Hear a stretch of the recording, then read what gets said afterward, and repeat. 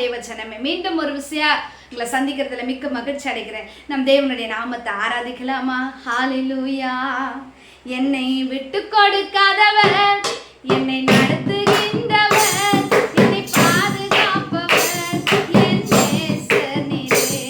என்னை விட்டு கொடுக்காதவர், என்னை நடத்துகின்றவர், என்னை பாதுகாப்பவர், என் நேசர் நீரே. நான் வழிமாறும் போது என் பாதை காட்டினீர், என்னால் முடியாத போது என்னை தூக்கி நடத்தினீர். நான் வழிமாறும் போது என் பாதை காட்டினீர், என்னால் முடியாத போது என்னை தூக்கி நடத்தினீர். என்னை விட்டு கொடுக்காதவர், என்னை நடத்துகின்றவர், என்னை பாதுகாப்பவர், என் நேசர் நீரே. என்னை விட்டு கொடுக்காதவர், என்னை நடத்துகின்றவர், என்னை பாதுகாப்பவர், என் நேசர் நீரே. நான் பாவம் செய்த போது என்னை உணர்த்தி நடத்தினீர், நான் துரோகம் செய்த போதும் என் கிருபையை மன்னித்தீர். நான் பாவம் செய்த போது என்னை உணர்த்தி நடத்தினீர், உம்மை நோகடித்த போதும் உன் கிருபையை மன்னித்தீர். என்னை விட்டு கொடுக்காதவர், என்னை நடத்துகின்றவர், என்னை பாதுகாப்பவர், என் நேசர் நீரே. என்னை விட்டு கொடுக்காதவர், என்னை நடத்துகின்றவர், என்னை பாதுகாப்பவர், என் நேசர் நீரே. நான் தலை குனிந்த போது என்னோடு கூட வந்தீர், நான் குனிந்த இடத்திலே என் தலையை உயர்த்தினீர். நான் தலை குனிந்த போது என்னோடு கூட வந்தீர், நான் குனிந்த இடத்திலே என் தலையை உயர்த்தினீர். என்னை விட்டு கொடுக்காதவர், என்னை நடத்துகின்றவர், என்னை பாதுகாப்பவர், என் நேசர் நீரே. என்னை விட்டு கொடுக்காதவர், என்னை நடத்துகின்றவர், என்னை பாதுகாப்பவர், என் நேசர் நீரே. நான் வேண்டிக் கொள்வதெல்லாம் என் வாழ்வில் தருகிறீர், நான் நினைப்பதற்கு மேலாய் என்னை ஆசீர்வதிக்கிறீர். நான் வேண்டிக் கொள்வதெல்லாம் என் வாழ்வில் தருகிறீர், நான் நினைப்பதற்கு மேலாய் என்னை ஆசீர்வதிக்கிறீர். என்னை விட்டு கொடுக்காதவர், என்னை நடத்துகின்றவர், என்னை பாதுகாப்பவர், என் நேசர் நீரே. என்னை விட்டு கொடுக்காதவர், என்னை நடத்துகின்றவர், என்னை பாதுகாப்பவர், என் நேசர் நீரே. ஹல்லேலூயா, ஹல்லேலூயா. நன்றி தகப்பனே, நன்றி இயேசுவா, இயேசுப்பா. உம்மை துதிக்கிறோம் டாடி, உம்மை ஸ்தோத்திரிக்கிறோம், உம்மை உயர்த்தி உம்முடைய நாமத்தை மகிமைப்படுத்துகிறோம் டாடி. நீர் நல்லவர், நீர் நல்லவர். ஹல்லேலூயா. கர்த்தர் நீர் இடைப்படுவீராக டாடி. Yes Lord. ஹல்லேலூயா. பிரியமான தேவச்சனமே, மீண்டும் ஒரு விஷயம், கிறிஸ்துவின் அன்பை உங்களிடத்துல வெளிப்படுத்துவதில் நான் மிக்க மகிழ்ச்சி அடைகிறேன். இன்னைக்கும் நம்ம பேச போற செய்தியின் தலைப்பு, இந்த உலகத்திலேயே பெரியது தேவ அன்பு மாத்திரமே அப்படின்னு சொல்லி பேச வந்திருக்கிறேன். ஹல்லேலூயா. நல்ல கர்த்தர் உங்களிடத்துல பேசுவார். இன்னைக்கு உலக அன்பை எண்ணி, உலக அன்பே பெரிதுன்னு சொல்லி மாயான அன்பை நோக்கி ஓடிக்கிட்டு இருக்கீங்களா?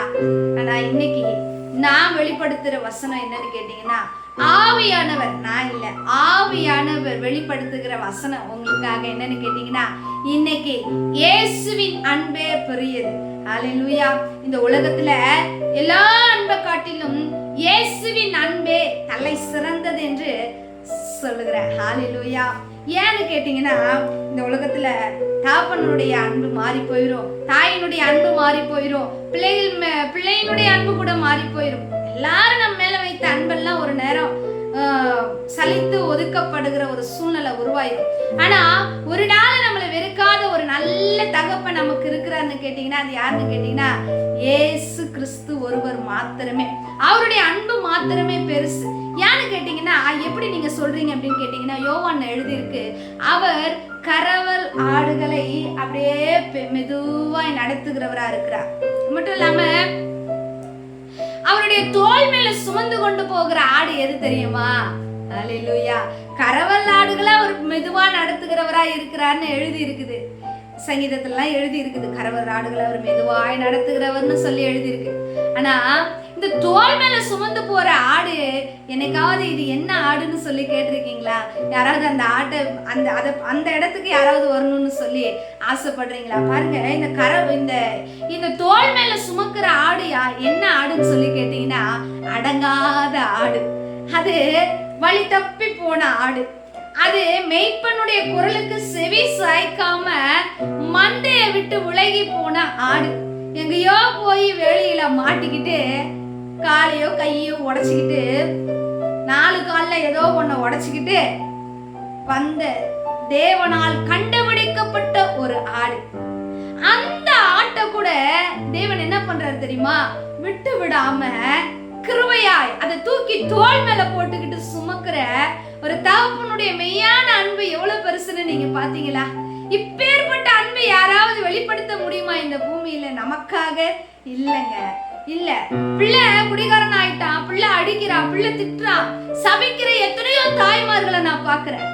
பிள்ளை அடங்காம போயிட்டான்.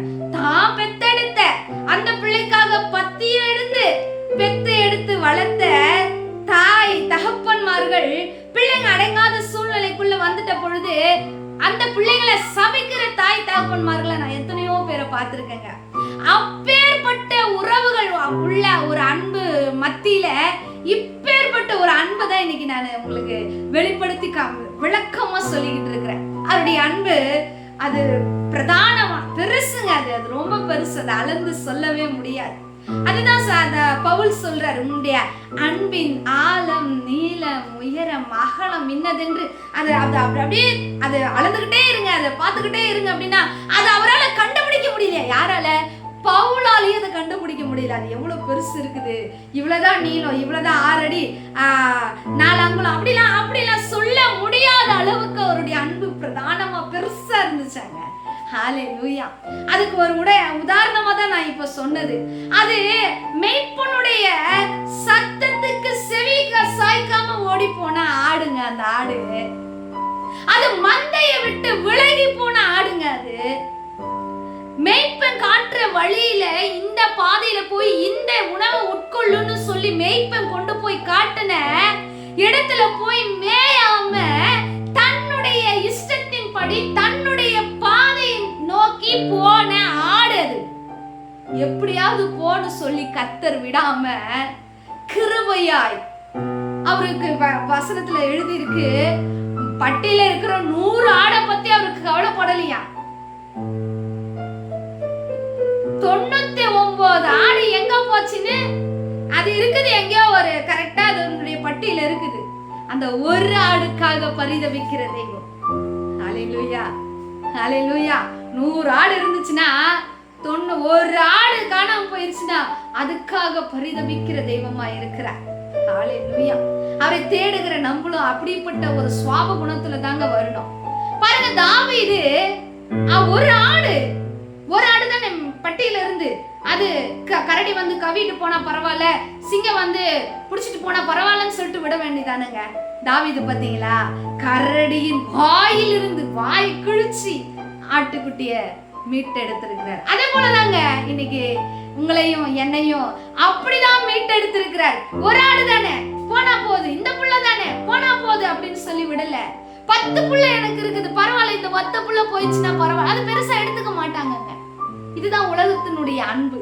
ஆனா இவர் என்ன நினைக்கிறாருன்னா, 10 இருந்தாலும் எனக்கு அந்த ஒத்த புள்ளதான் பெஸ்ட், எனக்கு அது வேணும் எனக்கு, ஐயோ எனக்கு எல்லாமே ஒண்ணுதான் எனக்கு வேணும், அது அடங்காம இருக்க பரவாயில்ல, ஐயோ அது உங்க சொல்ல கேட்க மாட்டேன் பரவாயில்ல, ஐயா நீங்க காட்டுற வழியிலே அது வரல பரவாயில்ல, நான் அந்த ஆட்டை தான் நேசிக்கிறேன், நான் அந்த ஆட்டுக்காக தான் நான் தேடி போறேன், நான் அந்த ஆட்டுக்காக தான் இவ்வளவு பிரயாசப்படுறேன்னு சொல்லி கர்த்தர் உங்களுக்காக இன்னைக்கு இந்த வார்த்தையை பேசிட்டு இருக்கிறேன்.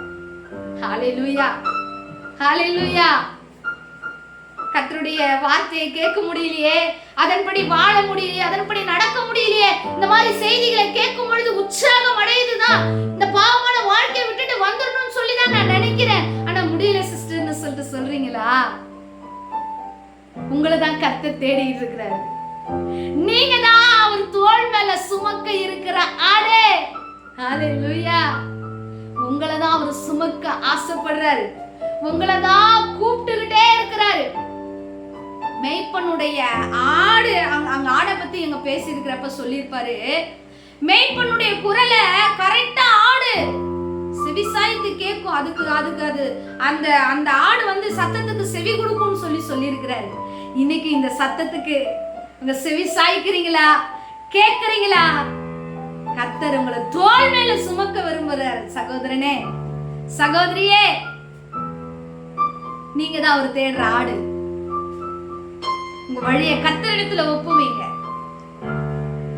இது உலகத்திலேயே பிரதானமான பெரிய அன்பு இயேசு கிறிஸ்துவினுடைய அன்பு. இன்னைக்கு இந்த பூமியில இருக்கிற அன்பை நோக்கி பார்த்துட்டு அவருடைய அன்பை நீங்க சின்னதா எண்ணலாம். இல்லங்க, இல்லவே இல்லை. அவர் உங்களுக்காக ரத்த சிந்தி இவ்வளவாய் உங்களிடத்தில் அன்பு செலுத்தி இருக்கிறார். ஹalleluya. இவ்வளவாய் அன்பு செலுத்தி இருக்கிறார். பாருங்க, 1 பேதுரு 3வது அதிகாரம் 1வது வசனத்துல, நாம் தேவனுடைய பிள்ளைகள் என்று அழைக்கப்படுவதினாலே பிதாவானவர் நமக்கு பாராட்டின அன்பு எவ்வளவு பெரியது என்று பாருங்க. ஹalleluya. இவ்வளவு பெருசுங்க. இன்னைக்கு தெய்வம்னு சொல்லி நம்ம போய் நிறைய பேர் வணங்குறத பாக்குறோம். அவங்களாம் என்ன சொல்லிட்டு வருவாங்க, அப்பான்னு கூப்பிடுறதுக்கு எந்த ஒரு தெய்வமும் அதிகாரம் கொடுக்கவே இல்லைங்க. நீங்க எந்த தெய்வத்தையும் போய் அப்பான்னு சொல்லி கூப்பிட முடியாது. நீங்களா இப்ப நிறைய ட்ரெண்ட் ஏசப்பாவை பார்த்து ஏசப்பான்னு கூப்பிடுறவர் இதை பார்த்து இப்ப புதுசா அப்படியே நிறைய பேர்லாம் வச்சு இணை இதவா அப்பா அப்பான்னு சொல்லி நிறைய பேர் சொல்லிக்கிறது உண்டு. ஆனா அந்த தெய்வம் சொன்னுச்சான்னு கேட்டா இல்லவே இல்லைங்க. கர்த்தராகி இயேசு கிறிஸ்து ஒருவர் மாத்திரமே அப்பா பிதாவே என்று கூப்பிடத்தக்க புத்திர சுவீகாரத்தை உங்களுக்கு எனக்கும் கொடுத்திருக்கிறார். பாவமும் செய்து ஒதுக்கப்பட்ட ஒடுக்கப்பட்ட சூழ்நிலையில ஓரமா நிக்கிறீங்களா? உங்களுக்காக தான் கர்த்தருடைய கரம் விரிக்கப்பட்டதா இருக்கிறது. அவரண்டையில வாங்க. அவர் உங்களை அழகா தூக்கி சுமக்கிற தெய்வமா இருக்கிறார். அவருடைய ரத்தத்தினால அத்தனை பாவமும் கழுவப்பட்டுரும். நீங்க தைரியமா வந்து கிருபாசன தண்டையில வந்து நிக்கலாங்க. இப்படிப்பட்ட ஒரு தைரியத்தை யாருங்க சொல்லி கொடுப்பா? கவலைப்படாதீங்க. இந்த பாவமான வாழ்க்கையை விட்டு வெளியில வர முடியல, இயேசு கிறிஸ்து அப்படின்ற அந்த தெய்வம் என்ன ஏத்துக்குவாரா அப்படின்னு நீங்க கேட்கலாம். கண்டிப்பா உங்களுக்காகவே அவருடைய கரங்கள் இப்படி விரிக்கப்பட்டதா நிற்கிறது. சிலுவையில ஏங்க கரத்தை இப்படி கொண்டு போய் போட்டாங்க? உங்களுக்காகவே இந்த கரங்கள் விரிக்கப்பட்டவரா. வா மகனே, நீ எப்ப வந்தாலும் நான் உன்னை அரவணைச்சுக்க ரெடியா இருக்கிறேன்னு சொல்லி கூப்பிடுறதுக்கு தயாரா இருக்கிறாருங்க. நீங்க வருவீங்களா? நீங்க கிறிஸ்துவின் அன்பை பாப்பீங்களா? அநேக கிறிஸ்தவர்கள் எப்படி நடக்குது, இன்னைக்கு ஏசப்பாவை பார்த்து நீங்க வர முடியுமா? அவருடைய விரித்த கரங்கள் உங்களை அழைக்குதுங்க. ஹalleluya, ஹalleluya. எப்பேற்பட்ட அன்புங்க இது! பாவி சிநேகிதனை கூப்பிடத்தக்க ஒரு அன்பு யாருக்குங்க இன்னைக்கு இருக்கு? காட்டி கொடுக்கப்பட்ட யூதாசையும் சிநேகிதனை கூப்பிடத்தக்க அன்பு யாருக்குங்க இன்னைக்கு இருக்கு? யாருக்குங்க இருக்கு? நம்மளுக்கு ஒரு துரோகம் செஞ்சுட்டாங்க, நமக்கு ஒரு தப்பு செஞ்சுட்டாங்க, நம்மளால நமக்கே ஒரு பெரிய ஒரு காரியம் நமக்கு செஞ்சுட்டாங்கன்னு சொன்னா நம்ம ஏத்துக்கிறோமாங்க? இங்க நின்று பேசுற நானே ஏத்துக்க மாட்டேங்க. ஆனா இன்னைக்கு எவ்வளவு பெரிய பாவமா இருந்தாலும் பரவாயில்ல, வாமான நான் உன்னை நேசிக்கிறேன், நான் உன்னை தூக்கி சுமக்கிறேன், நான் உன்னை சும்மா சாதாரணமா இல்லைங்க தோள் மேல தூக்கி சுமக்கிறேன்னு சொல்லி அப்பாவுடைய அன்பு இவ்வளவா உங்களுக்கு வெளிப்பட்டு கொண்டு இருக்கிறது. இது கிருபையின் காலம்னு சொல்றாங்க. இந்த காலத்திலேயே நீங்க அப்படியே வந்துட்டீங்கன்னு வச்சுக்கோங்களேன், அழகா உங்களை தூக்கி சுமக்கிற தெய்வம் உங்களுக்கு ரெடியா இருக்கிறார் உங்களை தூக்கி சுமக்க. ஹல்லேலூயா. அது மட்டும் இல்லாம அதே 1 யோவான் 3வது அதிகாரம் 16வது வசனத்துல அவர் தம்முடைய ஜீவனை நமக்காக கொடுத்ததினால் அன்பு இன்னதென்று அறிந்திருக்கிறோம். எப்படிங்க அன்புக்கு அடையாளமா இயேசுவை இன்னைக்கு எல்லாரும் சொல்றாங்க? ரட்சிக்கப்படாத பிதாகுமாரன் நாமத்தினால ஞானஸ்தானம் பெற்றுக்கொள்ளாத சபைக்கு போகாத மக்களுக்கு கூட தெரியுங்க இயேசுதான் அன்பான தெய்வம்னு சொல்லு. அன்புக்கு அடையாளமே இயேசுவை மட்டும் தான் சொல்ல முடியும். ஏன்? உங்களுக்காக சிலுவையில ரத்தம் மொத்தத்தையும் ஊத்தி உங்களை அப்படியே பெற்று கொண்டு இருக்கிறார், கையில வாங்கி இருக்கிறார். அன்புக்கு அடையாளமே இயேசு ஒருத்தர் மட்டும்தான். அன்புக்கு அடையாளமே இயேசு ஒருத்தர் மட்டும்தாங்க. ஹல்லேலூயா, ஹல்லேலூயா. அதே போல 4வது அதிகாரம் 1 யோவான் 4வது அதிகாரம் 8வது வசனத்தில் விதமா எழுதியிருக்கு, அன்பில்லாதவன் தேவனை அறியான், தேவன் அன்பாகவே இருக்கிறார். இயேசுவை எப்படி பார்க்கணும்னு சொல்லி நீங்க நினைக்கிறீங்களா? அவர் அன்பாகவே இருக்கிறார். உங்களுக்குள்ள அவரை நீங்க ஏற்றுக்கிட்டீங்கன்னா உங்களுக்குள்ள கள்ளம் வராது. அவரை ஏற்றுக்கிட்டீங்கன்னா உங்களுக்கு விரோதம் வராது. அவரை ஏற்றுக்கிட்டீங்கன்னா உங்களுக்கு பகை வராது. அவரை ஏற்றுக்கிட்டீங்கன்னா உங்களுக்கு இன்னைக்கு ஒரு சின்ன காரியத்துக்கு அவசரம் கூட கொலை பண்ணிட்டு போயிடுறாங்க, அதை பண்ணிடுறாங்க, இதை பண்ணிடுறாங்க. ஆனா அவரை ஏற்றுக்கொள்ளுகிற ஒவ்வொருவருக்குள்ளும் இந்த அன்பின் வெளிப்பாடு தாங்க வரும். ஏன்னா அவர் அன்பாக இருக்கிற தெய்வம். அன்பு இல்லைன்னா அன்பு இல்லாதவன் தேவனை அறியான் என்று எழுதி இருக்கிறதுங்க. ஹல்லேலூயா. தேவன் அன்பாகவே இருக்கிறார். தேவன் அன்பாகவே இருக்கிறார். உலகத்திலேயே ரொம்ப பெருசு தேவனுடைய அன்பு மாத்திரமே. அந்த அன்பை இன்னைக்கு நோக்கி கூப்பிடுங்க. அவர் உங்களுக்குள்ள வருவார். பெரிய மாற்றத்தை நீங்க காண்பீங்க. நீங்க அன்புள்ளவர்களாய் மாறுவீங்க. கிறிஸ்துவின் அன்பை உங்களுக்குள்ள வெளிப்படுத்தும் பொழுது நீங்களும் அவளை போல மாறுவீங்க. அவர் உங்களை தூக்கி சுமப்பார். அவர் உங்களை அரவணைப்பார். நான் உங்களுக்காக ஜெபிக்கட்டுமா? அன்பின் நல்ல தகப்பனே, இந்த அருமையான நேரத்துக்காக நன்றி செலுத்துகிற டாடி. உலகத்திலேயே மிக பெருசு உங்க அன்பு மாத்திரமே. உங்க அன்பு மாத்திரமே. Yes lord. இதை கேட்கிற ஒவ்வொரு காதுகளும் பாக்கியம் உள்ளதாய் மாறுவதாக. உம்முடைய அன்பை ஏற்றுக்கொண்டு அதன் பிரகாரம் வாழுகிற இருதயத்தை ஒவ்வொருக்குள்ள வைப்பீராக. விசேஷமா நான் ஏசப்பாவை ஏத்துக்கணும், அவருடைய தோள் மேல சுமக்கப்படுற ஆடாய் நான் இருக்கணும்னு சொல்லி ஏக்கத்தோடு நிற்கிற, செபிக்கிற, பார்க்கிற ஒவ்வொருவருக்குள்ளும் தேவ ஆவியானவர் நிரப்பப்படுவீராக. பாவங்களை விட்டு விலகி பரிசுத்தமான தெய்வத்தை நோக்கி பார்க்க கர்த்தர் கிருபை பாராட்டணும்னு சொல்லி செபிக்கிறேன். நசரேயனாகிய இயேசு கிறிஸ்து என்னும் நாமத்தில் செபிக்கிறோம். எங்கள் ஜெபம் கேளும் ஜீவனுள்ள நல்ல பிதாவே. ஆமென், ஆமென், ஆமென். கவலைப்படாதீங்க. கிறிஸ்துவின் அன்பு உங்களுக்காக விரித்த கரங்களாய் நிற்கிறது. அவர் அண்டையில ஓடிவாங்க. அவர் உங்களை அரவணைத்து தேற்றுகிற தெய்வமா இருக்கிறார். Praise the Lord. God bless you.